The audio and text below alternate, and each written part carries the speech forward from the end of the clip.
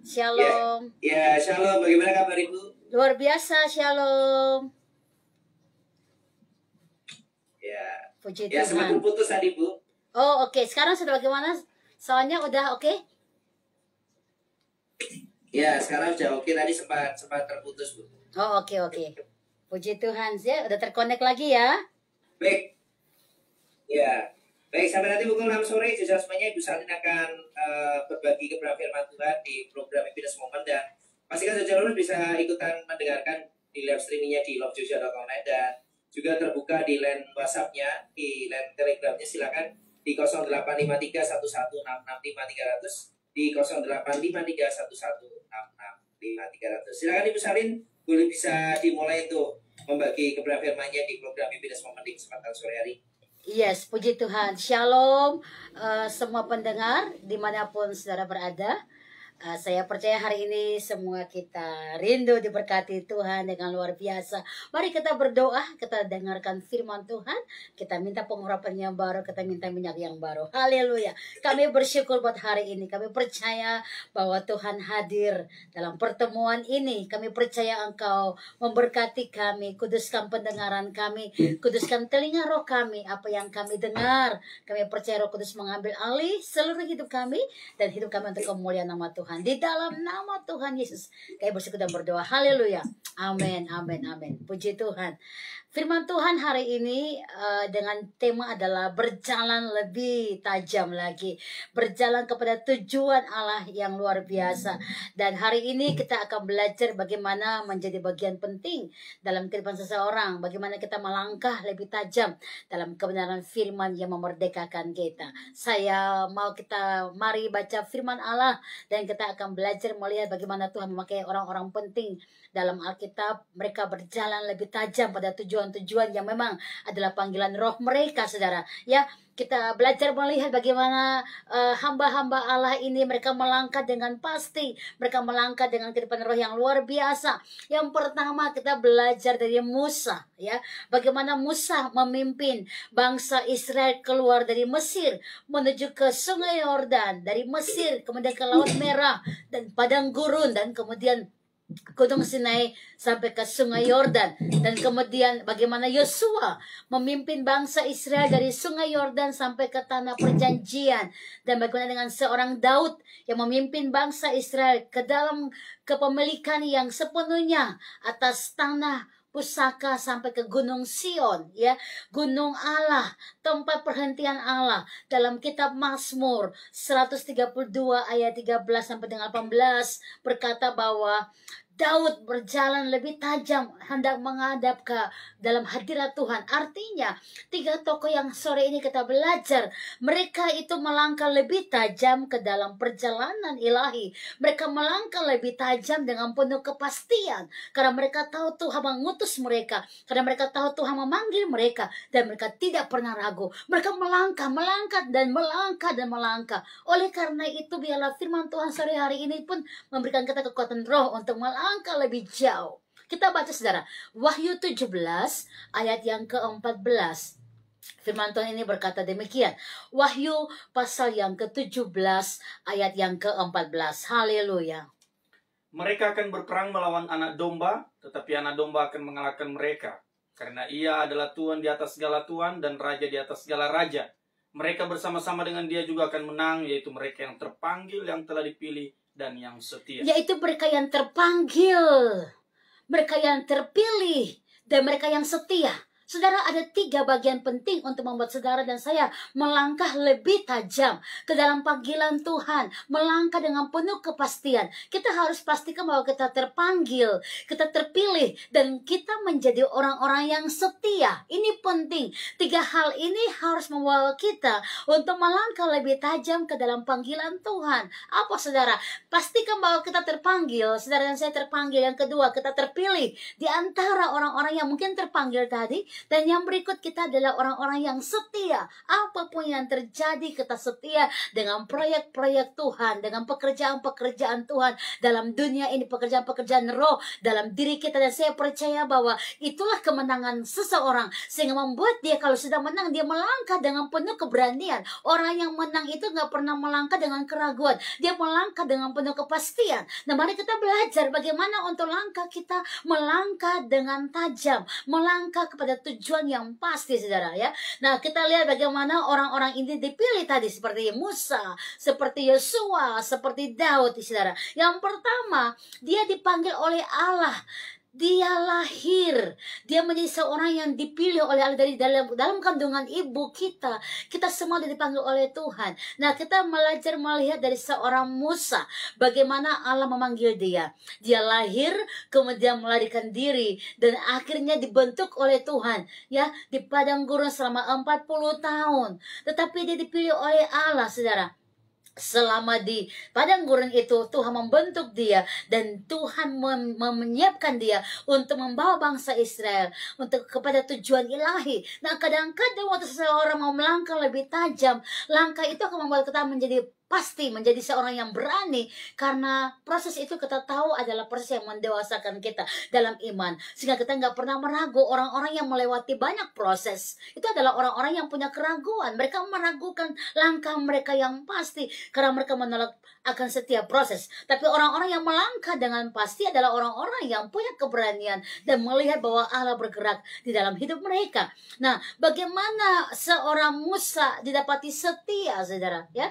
Saat di padang gurun dia setia, saat mungkin dia tahu bahwa ada banyak tekanan-tekanan yang dihadapi secara manusia, tapi dia tetap setia. Makanya tokoh Musa dikatakan dia punya hati yang sangat lemah lembut. Saudara bayangkan, dia dihadapkan dengan orang-orang yang pemberontak karakternya, pemberontak hatinya, tetapi dia mau belajar setia. Ini luar biasa. Makanya Tuhan mengaruniakan dia hati kelemah lembutan. Dia punya jiwa lemah lembut.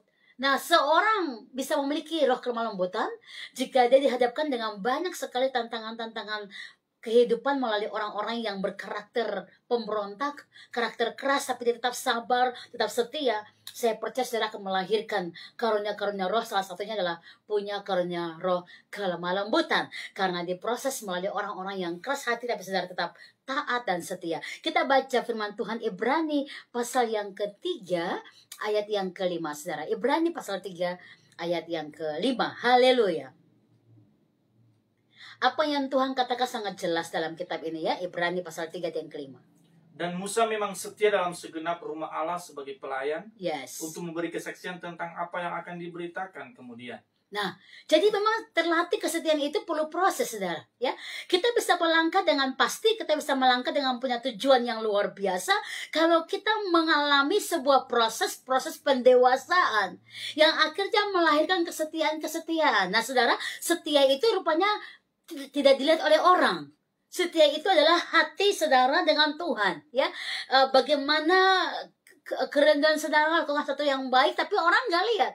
Tapi saudara tahu bahwa ada satu mata yang terus tertuju dan memuji engkau, yaitu mata roh, yaitu Allahmu sendiri yang memuji engkau. Kadang kita mau setia, tetapi kita mau orang lihat. Itu bukan prinsip setia. Setia itu justru orang gak lihat, tapi engkau melakukannya. Musa menunjukkan sikap setia itu. Musa menunjukkan bagaimana dia sangat setia dengan pekerjaan-pekerjaan Tuhan yang Tuhan percayakan buat dia. Kita bandingkan kitab Lukas pasal yang ke-16 ayat yang ke-10, saudara. Lukas 16 ayat yang ke-10. Bagaimana seseorang dikatakan setia. Lukas 16 ayat yang ke-10. Haleluya. Barang siapa setia dalam perkara-perkara kecil, ia setia juga dalam perkara besar. Dan barang siapa tidak benar dalam perkara kecil, ia tidak benar juga dalam perkara besar. Rupanya perkara-perkara yang tak terlihat itu, tetapi waktu kita melakukannya, karena mata hati kita tertuju kepada Tuhan, ini membuat saudara dan saya dilihat oleh Tuhan dan dipercayai yang besar. Jadi kalau saudara mau melangkah dengan pasti pada sebuah tujuan yang luar biasa, kita harus bisa memproseskan diri kita pada nilai yang namanya kesetiaan. Kenapa saudara? Seseorang dipercayai karena dilihat ada nilai kesetiaan. Setia itulah yang membuat dia dipercayai. Dan orang-orang yang punya nilai kesetiaan itu akan melangkah lebih pasti, lebih tajam lagi. Karena dia tahu yang dia lakukan semua ini hanya untuk Tuhan dipermuliakan. Jadi mari langkah-langkah kita dalam mengiring Tuhan, kita harus pastikan langkah-langkah kita adalah langkah-langkah yang pasti, langkah-langkah yang ya dan amin, langkah-langkah yang benar-benar adalah memuliakan Tuhan, dan itu menyatakan kasih karunia Allah yang besar karena kita akhirnya dikuatkan oleh Tuhan. Nah, haleluya. Kita baca cepat sebentar dalam kembali Lukas pasal 19 ayat yang ke-17 saudara ya. Lukas 19 ayat yang ke-17. Mari kita lihat ayat-ayat ini saudara. Haleluya. Lukas pasal 19 ayat 17. Haleluya. Katanya kepada orang itu, baik sekali perbuatanmu itu, hai hamba yang baik. Engkau Yes. telah setia dalam perkara kecil, karena itu terimalah kekuasaan atas 10 kota. Haleluya. Jadi perkara-perkara yang kita lakukan, kembali saya katakan tadi di awal, bahwa saat setia kepada Tuhan, bahwa kita lakukan itu dari hati kita hanya untuk Tuhan, lihat ya, didapati setia, ini saudara ya, maka kita akan dipercaya lebih. Makanya orang-orang yang dipercaya lebih, lihat langkah-langkahnya tajam banget saudara. Kenapa? Karena teruji imannya yang bergerak, karena teruji hatinya melangkah, karena tertuju kepada Yesus. Nah, apa yang Alkitab katakan dalam firman yang kita baca tadi menunjukkan bahwa kita adalah orang-orang yang memang punya langkah pasti karena kita didapati setia.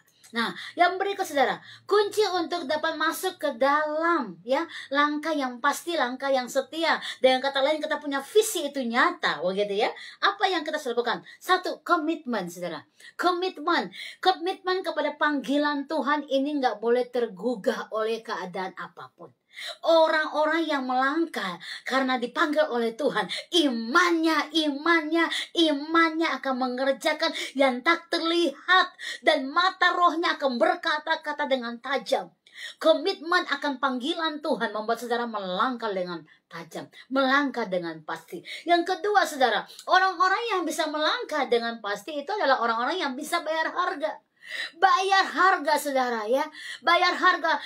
Sepertinya rasanya nggak mau mengampuni tapi harus mengampuni. Sepertinya rasanya nggak mau berkorban tapi harus berkorban. Nah, yang dibilang begini, you must pay. Ya, engkau merasakan satu yang sakit dari dagingmu, tapi itu untuk kemuliaan nama Tuhan. Membayar harga untuk kemuliaan nama Tuhan, saudara ya. Membayar harga, saudara ya. Mungkin engkau harus berjuang memberkati orang lain, memberi kepada orang lain, sementara engkau butuh, tapi engkau melakukan karena kasih Tuhan yang besar dalam diri saudara. Saya ingin katakan, sebuah harga bayar membuat engkau akan melangkah dengan pasti, melangkah dengan luar biasa dalam visi roh yang tajam. Waktu kita melayani Tuhan, kita harus bisa menyangkal diri kita, ya, memikul salib supaya kita bisa melihat kemuliaan Tuhan itu nyata kepada kita. Yang ketiga, untuk bisa melangkah dengan pasti pada tujuan yang tepat, yang dikatakan dengan visi Allah adalah saudara harus mengalami proses pemurnian. Kenapa saudara? Karena pemurnian itu memurnikan motivasi kita. Saat kita melayani dengan motivasi yang memuliakan nama Tuhan, itu luar biasa. Motivasi saudara itu apa? Melayani Tuhan, motivasi apakah benar untuk Tuhan dipermuliakan, Tuhan ditinggikan, Tuhan dilihat dalam diri saudara, artinya Tuhan bergerak dalam roh saudara. Orang-orang melihat saudara, orang-orang melihat Tuhan dalam diri saudara. Dalam kata lain, kita menjadi suratan yang terbuka. Jadi memang harus mengalami proses pemurnian untuk melangkah lebih pasti, melangkah dengan tujuan yang tepat. Saudara, yang pertama harusnya komitmen. Jika ya, ayo iya. Dan yang kedua, berapapun harga bayarnya, harus tetap setia kepada Tuhan. Yang ketiga saudara ya, proses pemurnian, memurnikan segala motivasi hanya untuk kemuliaan nama Tuhan ya. Itu membuat kita punya langkah lebih tajam, dan langkah itu pasti karena kita sedang masuk ke dalam visi Allah yang besar. Nah, Musa dia harus ada dalam sebuah proses pendewasaan untuk dia melihat bahwa Allah bergerak dan Allah bekerja di dalam dia melalui panggilan-panggilan yang dia lewati. Memang tidak mudah, tetapi akhirnya Musa mengerti bahwa setiap dia bisa lulus ini karena apa? Dia komitmen. Dia berdiri pada panggilan Tuhan. Musa lulus dalam ujian-ujian di padang gurun, saudara. Ia dipilih oleh Allah akhirnya karena dia bisa menaklukkan hati yang mungkin secara manusia, aduh aku capek, aku nggak bisa. Tapi terlihat bahwa Musa nggak pernah berputus asa. Dia tetap meminta anugerah Tuhan. Dia meminta penyertaan Tuhan. Dia meminta pembelaan Tuhan. Sehingga akhirnya itu membuat Tuhan mempercayai dia. Sehingga dia melangkah ke dalam visi Allah dengan lebih tajam lagi. Yang berikut Yosua. Yosua dipilih oleh Allah karena dia sangat taat dan setia kepada Tuhan. Melalui hambanya. Jadi kadang-kadang kita diproses melalui sesuatu yang memang dengan orang lain. Tapi rupanya itu adalah proses persiapan kita untuk masuk melangkah lebih tajam lagi ke dalam panggilan Tuhan yang luar biasa. Dengan siapa saudara melangkah? Dengan siapa saudara sedang berjalan sekarang dalam hubungan hidup rohani? Coba perhatikan. Ini adalah bagian-bagian Tuhan untuk siapkan kita melangkah lebih tajam lagi dalam panggilan roh. Dalam panggilan Allah yang luar biasa. Nah, Daud setelah masa pengangkatannya sebagai raja Israel, dia mengalami banyak ujian dan kesulitan selama bertahun-tahun, saudara ya. Kehilangan segalanya di Ziklag, tapi Daud tetap setia atas apa yang dipercayakan oleh Tuhan kepadanya. Dia teruji terus dan teruji terus oleh sikap hatinya, ya. Tetapi sikap hatinya benar setelah mengalami masa-masa sukar. Itulah yang membuat Daud diangkat ke tahta kerajaan. Bahwa apapun yang dia lewati, ya, dia tahu bahwa hidupnya harus memuliakan nama Tuhan. Nah, Daud akhirnya diangkat dan diurapi sebagai Raja Yehuda setelah dia memberikan semua hatinya kepada Tuhan. Kalau Tuhan mau proses dia berkata, ini aku hanya hamba-Mu. Dan itu membuat Tuhan memakai dengan cara yang ajaib. Nah, saudara, kita baca dalam kitab 1 Samuel 15 ayat 22 sampai 23. 1 Samuel 15 ayat 22 sampai dengan ayat 23. Bagaimana ketaatan kita boleh membuahkan satu kepercayaan besar. 1 Samuel 15 ayat 22 sampai dengan ayat 23. Haleluya. Tetapi jawab Samuel, apakah Tuhan itu berkenan kepada korban bakaran dan korban sembelihan sama seperti kepada mendengarkan suara Tuhan? Sesungguhnya mendengarkan lebih baik daripada korban sembelihan. Memperhatikan lebih baik daripada lemak domba-domba jantan. Sebab pendurhakaan adalah sama seperti dosa bertenung. Dan kedegilan adalah sama seperti menyembah berhala dan terafim. Karena engkau telah menolak firman Tuhan, maka ia telah menolak engkau sebagai raja. Nah, ini pernyataan Daud kepada Saul. Karena Saul tidak mau menerima langkah untuk taat kepada Tuhan. Saul lebih memilih korban-korban yang dibuat untuk kenyamanan dagingnya. Sehingga Daud berkata, Tuhan lebih memilih hatimu yang taat dibanding sebuah perbuatanmu yang dilihat oleh manusia. Ketaatan lebih penting, mendengarkan Tuhan lebih penting, saudara. Nah, nilai-nilai inilah yang membuat saudara melangkah lebih tajam pada panggilan Tuhan, ya. Dalam hidup kita masing-masing, kadang-kadang kita seperti berjalan hanya di keliling gunung, balik lagi keliling gunung itu lagi, sama kembali. Kenapa, saudara? Karena mungkin kita tidak memahami panggilan Tuhan. Karena mungkin kita tidak lebih dalam panggilan Tuhan. Kita tidak tahu apa yang harus kita lakukan karena kita tidak mengerti apa menjadi proses Tuhan. Kita terus tolak proses Tuhan, padahal itu adalah proses pemurnian kita untuk melangkah lebih tajam. Mari saudara, dengan 3 tokoh Musa, ya, kemudian Yosua, kemudian Daud, kita pelajari hidup mereka. Mereka bisa diangkat oleh Tuhan, ya. Itu bukan karena kekuatan mereka, tapi mereka mau belajar terproses dengan keadaan pemurnian. Itu paling penting. Keadaan pemurnian, murni motivasi, murni hati, murni langkah-langkahnya. Sehingga mereka melangkah lebih tajam. Dan lihat, mereka dipercaya oleh Tuhan karena mereka didapati setia. Kita pun sama, saudara. kita bisa dipakai oleh Tuhan. Kita bisa melangkah lebih tajam kalau Tuhan dapati kita setia. Mari hari ini semua kita belajar untuk melihat kepada panggilan roh, dan kita mau melangkah lebih tajam lagi dengan apa yang isi hati Tuhan buat kita, karena saya percaya bahwa roh di dalam kita lebih kuat lagi. Haleluya. Saya kembali ke Mas Anton di studio. Haleluya. Baik, kita akan break sejenak di program Happiness Moment di kesempatan sore hari ini, dan tetap stay tune di Love Juicy FM karena saya akan putarkan dulu sebuah pujian untuk mengiringi kebesaran kita di program Happiness Moment. Stay tune.